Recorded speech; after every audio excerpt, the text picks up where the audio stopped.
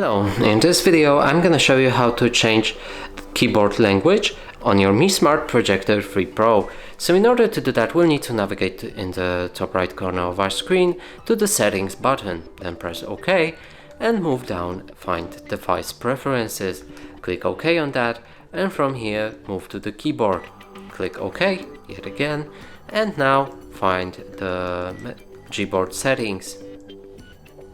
Now press on languages and you'll be able to choose the specific language after disabling use system languages. So for example, I'm using English UK now, but let's move down and find if there's actually Polish language. There's none, so let's just enable German as well. You can have multiple languages, of course. Now let's go back, and from here you'll have two languages on your keyboard, German and English UK. And that's it for this video. Hope you like it. Please consider subscribing to our channel, leave a like and a comment below.